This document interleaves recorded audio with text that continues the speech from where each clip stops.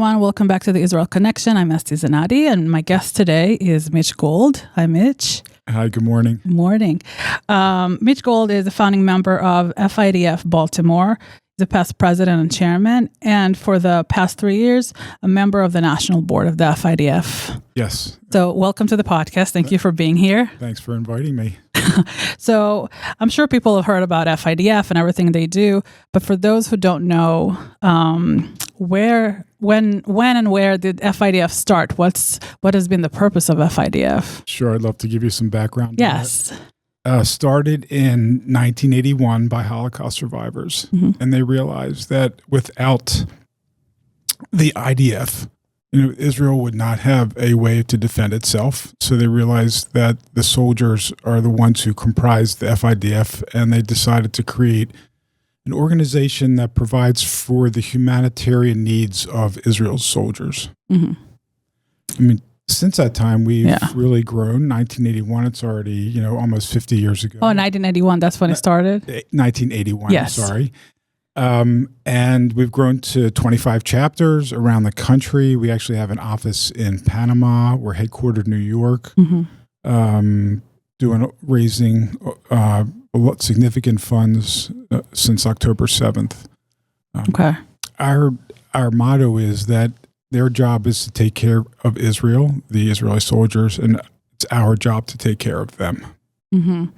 So speaking of October 7th, obviously there's been a rise of emergency assistance to Israel, to IDF. What are some ways you can tell us about that FIDF has helped throughout that year? Yes. Well, of course, the support has been simply amazing. Not only have we increased our total amounts of donations, but also the number of people who are making donations has increased significantly. People have really unified around the country, and the IDF in particular. I think we've raised almost $190 million this year, which is really impressive. That's amazing. Far exceeds our prior, history. And it's just been a spectacular year, not from Israel's point of view, but from, trying to help things out, make it better for the soldiers that are defending us.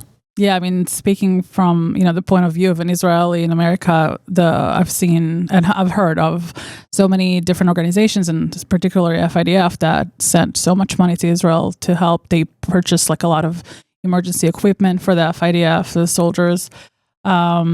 They've done amazing things. They sent, missions to Israel to help pack lunches and pack all kinds of kits for the soldiers, and it's been incredible to see. Correct. So again, we're nonprofit, we're apolitical and non-military. So those things, please keep those things in mind. We're a 50c3 corporation. 50c3, correct. So we really don't get into buying any military hardware, but we do provide things like ambulances, health help at hospitals. And about since the war started, about half our contributions have gone toward mental health, which is a really big thing now. PTSD, that's very important problem, not only for the soldiers but for the whole country, really. Yeah. So providing support for that mental health aspect has become very important and one of our strategic goals. Yeah, well, that's great. I'm glad people are doing that and helping out. When did you become part of FIDF, and how did this whole thing start? Yes, well, the FIDF started in Baltimore the summer of 2008, and Charlie Levine was our first executive director. Each year we have a gala, we have lots of different events, and it's really taken on a life of its own. We've made a lot of great strides, have really familiarized ourselves with the neighborhood and the community in Baltimore, which has been fantastic.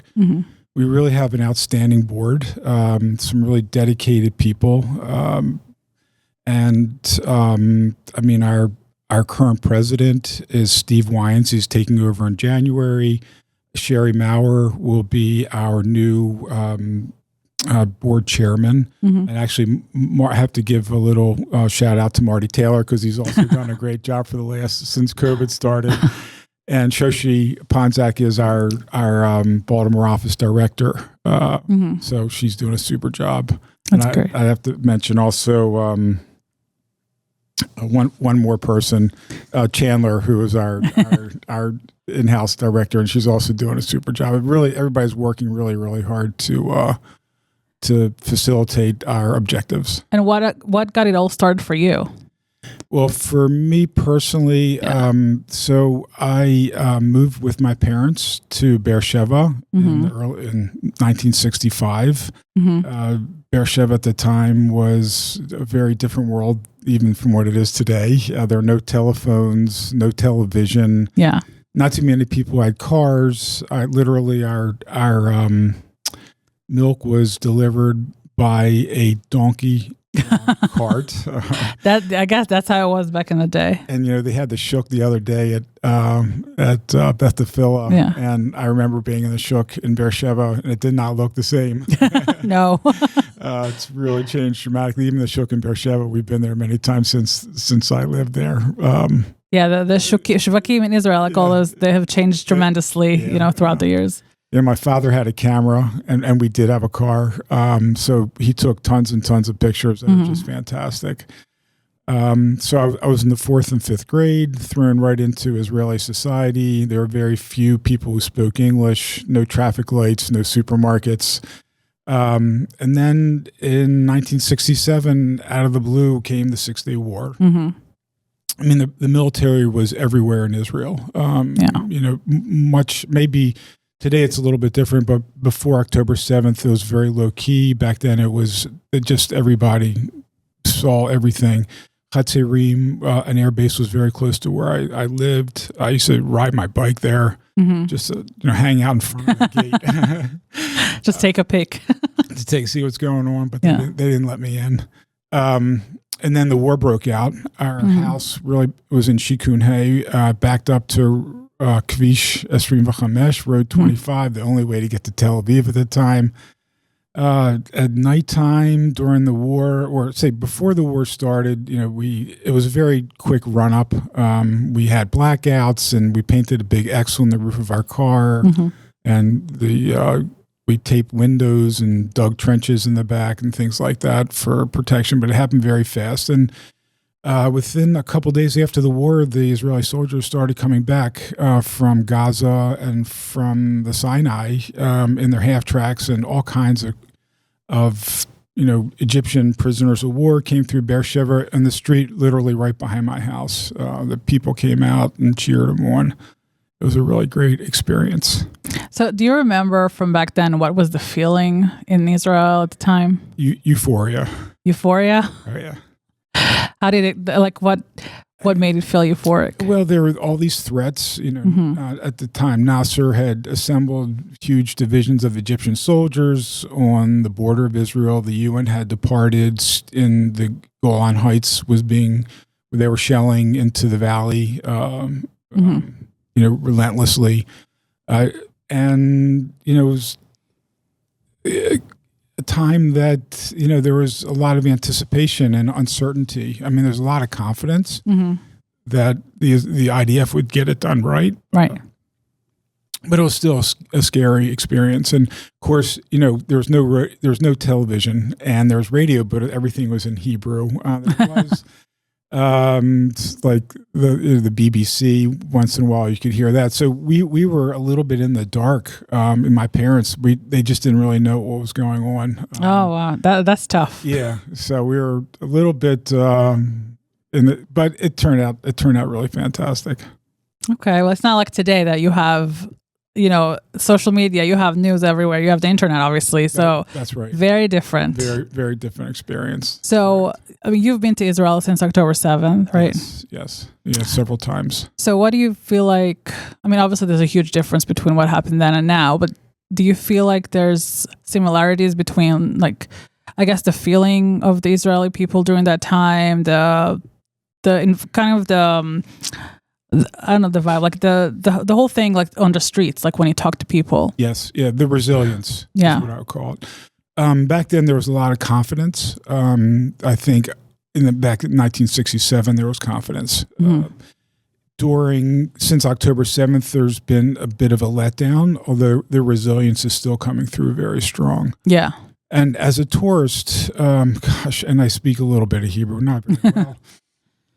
They're just so happy to have us be there. Yes, in one hotel we stayed in, which usually has 25 cabs, waiting in line. There were only 2.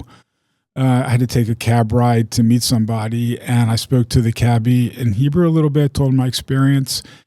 And, usually they're kind of gruff and, yeah, you get out here, and work your own luggage out. He jumped out of the car, grabbed my luggage, and when he gave it to me, he actually kissed me on the forehead. Aw. Just for being there. That's great. Yeah. My dad is actually a cab driver. He has his own cab. There you go. So and he has he takes a lot of people to the airport, so he knows. And every time, an American comes on the cab, he talks to them about me, shares like the experience, and he's very happy to welcome them into his cab, and it's great. Like I hear all kind of stories from him. They can very, very personal at times. The Israelis generally. Yeah, it's some of them, not everybody. Yeah, I know. But particularly now, just any kind of. So if you have the opportunity to go to Israel, please go. They need your support. Yes. Not only financially but emotionally too. Yes. More, so it's really good to be there and to help out, even if it's in a very small way. Yeah, anything helps. Right. I think just going there and just walking around the city, Tel Aviv or Jerusalem, or going to those places where everything happened, just to bear witness, I think that gives the Israelis a lot of, positive energy and makes them feel seen, because especially with everything that's going on around the world right now. I know not a lot of friends, right. I feel this way also in my Jewishness. We don't have a lot of friends. So when people come out and initiate something with me about the Jewish and how things are going on in Israel, these people who are not Jewish, it makes me feel really good about it. Yeah, it makes us feel good, and some people do care. Yes, even though it doesn't seem that way on the outside, just some people still care and support us, and it's really good to hear it. Yeah. So, what was something very meaningful that you got to do in the past year through FIDF or personally in regards to Israel? Yeah, so we did actually a bunch of things. We did go to Israel on an FIDF mission this past January of 2024, and they took us to Nahal Oz, which I'd been to before, maybe in 2016, 17. Yeah. And we actually went into the room where those girls, and I had been in that room prior. And I can remember back then them telling me they were thinking about relocating that room. It's like they're all just sitting there on computer monitors. Yes. It looks like this New York Stock Exchange kind of thing. And moving it back a couple miles away from the front lines. And I guess for whatever reason, they never did it. They're going to. They said that this is it. They're going to do that. Yeah, finally. I'm glad to hear that. I wish they did it before. Correct. But, yeah. So that was hard to take to see that. And then we went to Kfar Aza, which they walked us through the residential area, and there's a fence right there, and you can see through the fence. There's a field, and the other side of that field is another fence, and there's Gaza. Yeah, with easy, plain eyesight to see it. So that was very emotional. Also, actually, and not related to FIDF, but I do want to give it another shout out. Every Sunday there's a hostage walk, and we have been there every time we're in town. We do it. It's just an hour. We say a prayer and to support the hostages. Sunday mornings at 9:00 at Oheb Shalom. So if anybody wants to join us, please do. I've been there too many times. It's a unifying experience. So I definitely, if you have a chance to come out, we were there this past Sunday, and it was bitter cold outside, but the conditions are worse for the hostages. Yeah, and I know they've been doing that for a while now, and they're going to keep doing it until everybody comes back. Yes. Yeah. Yes. So do you remember like any meaningful conversations you had with IDF soldiers while you were there, or anybody? Yes. So we've been really honored when Israeli soldiers come into Baltimore. We've had the opportunity to host them. So over the past 15, 16 years, we've hosted probably 50 soldiers from every unit from all over the country. A lot of them were lone soldiers from crazy places like Denmark and in your home? In our house, yeah. So we really get to know the soldiers pretty well, and a lot of them have become our children in a way. Actually, and I also mentioned that there are 2 families in Israel that I'm still friends with, even this from 50, 60 years ago. So we still get together with them. So every meal is with a soldier. We meet him on the beach. One of them let me play with his M16. Don't say that to the commanders. So yes, we had some very meaningful conversations. One young lady in particular, she doesn't have parents. So we've adopted her. We call her our Israeli daughter. We have other natural born children. She calls us her parents.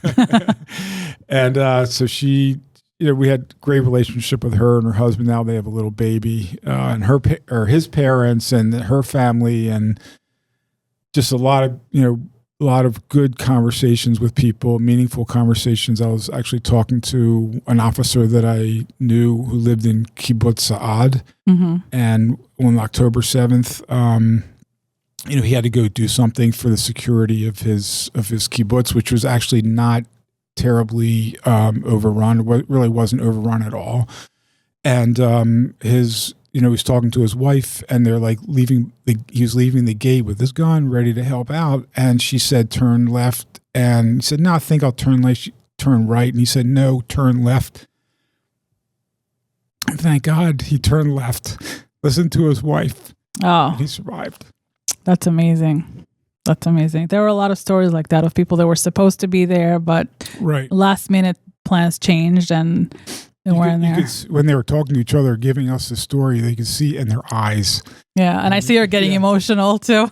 Oh, yeah.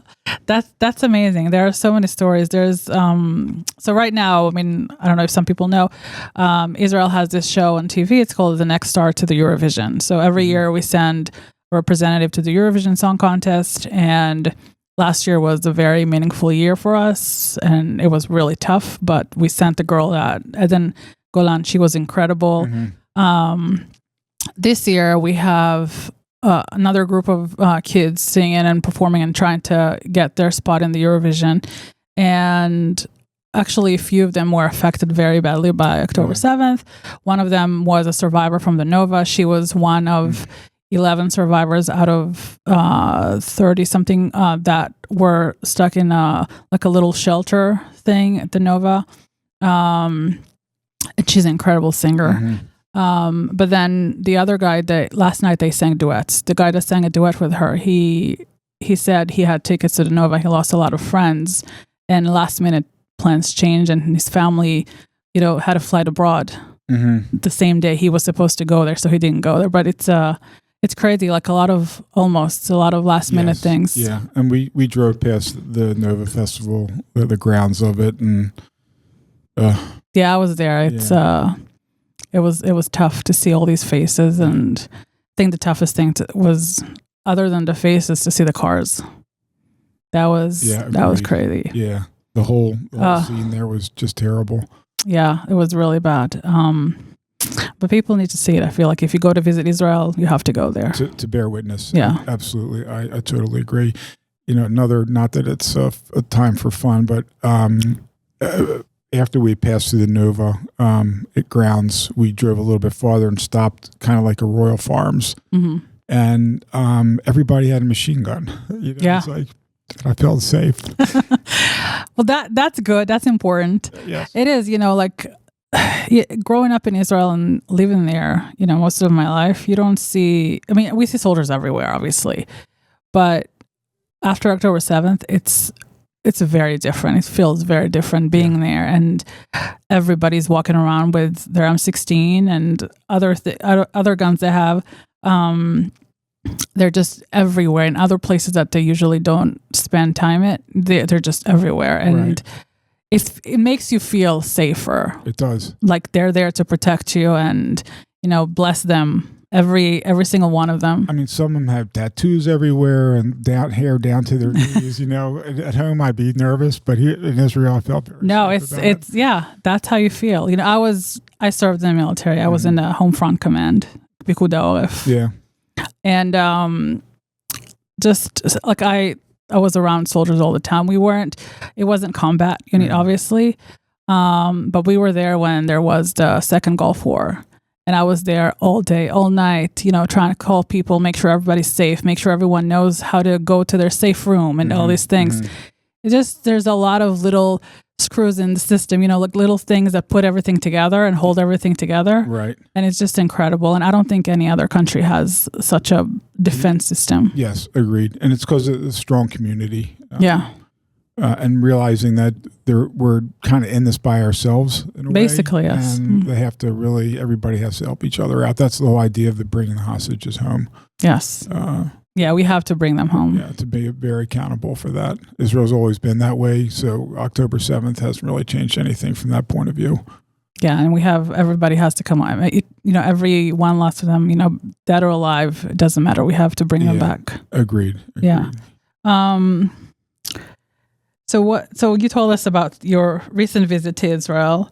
So let me ask you a couple little questions. Go ahead. So it's called a favorite Israeli thing. What is your favorite Hebrew word or expression? That's a good question. My favorite, kama ze oleh, which is what my wife and I ask each other at home. Oh, yes. Okay. Because we speak a little bit of Hebrew to each other. That's one that... Kama ze oleh. And it's funny. When you go to the shuk in Tel Aviv, kama ze oleh.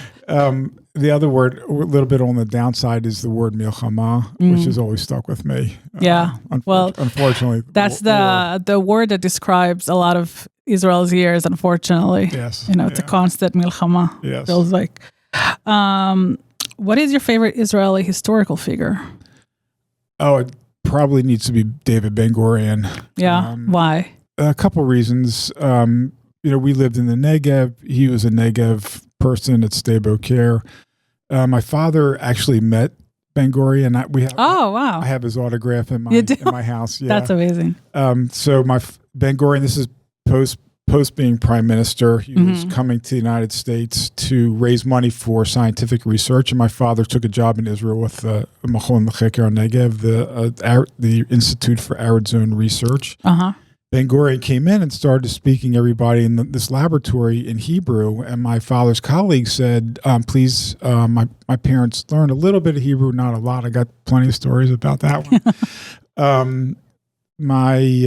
So my father's colleague said, please speak, Professor Gold only speaks English. So Ben Gurion spoke in English, described what he was trying to do, and then when Ben Gurion left, my father's colleague went with him out the door, and they were talking to each other. My father asked, what did Ben Gurion say to you? And Ben Gurion said, tell Professor Gold that he needs to learn how to speak Hebrew. Yeah. So. Yeah, it's funny. There are a lot of people that come to Israel, and I get the Hebrew is different than any other language, yes. But there are a lot of people that haven't, like after 30, 40 years, still don't know a word in Hebrew. Yeah. And even actually, I was talking to somebody last night. They spent about 6 months a year in Israel, and it's so American and English speaking around him that he hasn't had a chance to learn Hebrew. Yeah, right? my mom's husband, he's French, and he's been in Israel, I would say, 20 some years maybe. He never speaks Hebrew to anyone. Really? Never. Yeah. But he's surrounded by French people all the time. Yeah. So he doesn't need that, I guess. And my mom translates everything.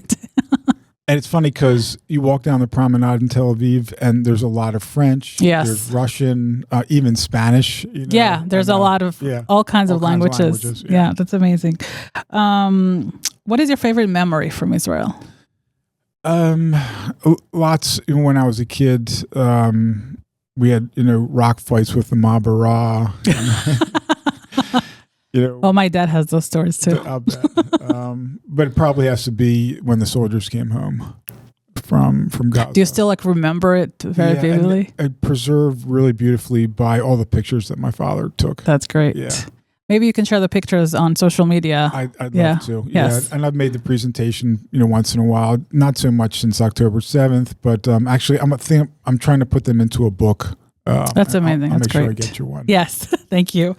And lastly, what is the most meaningful encounter you had in Israel? I would say with our adopted daughter more. She's been very special. She was the first officer in the Iron Dome, so very accomplished young woman. Wow. She one of the services that the FIDF provides are impact scholarships. It's a really amazing program. For $5,000 a year, you can send an Israeli ex-combat soldier to some of the top universities in the country. Oh, that's great. Yeah. It's a 4-year commitment where we've got 1,000 people waiting in line for impact scholarships. I mean, compared to the $50,000 it costs to go to the average American university, you're getting a heck of a good deal. And these kids are very, very motivated. But anyway, going back to more, just a really special person, very smart. Our relationship with her has been fantastic. We went to her wedding. We went to her sister's wedding. Wow. They had a kid. We went to the bris, so we've brought her over here for, different stuff. It's just been a 10-year relationship. That's great. Really strong. Yeah. I'm very happy about it. It's beautiful how people get to keep in touch for so long, bonding over this thing, and then turns into a lifelong friendship. Exactly. That's great. Exactly. Kimat mishpacha. Kimat, yeah. Well, it's it's a chosen family, so it's mishpacha. Yeah, it's even better. Yeah. Yes, that's the best. Yeah. So, what would you like to wish the people of Israel and the Jewish people around the world for the new year? Yeah, stay strong, be resilient. You think about actually the concept of Lador Vador has become very important to me. As I get older, this is our history. It's been going on for 3,000 years. Yes. And it's our obligation and our privilege to move it forward into the next millennia.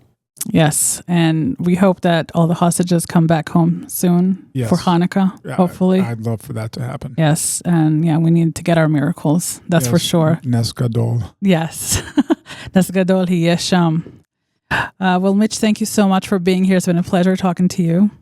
And thank you all for listening. Until next time.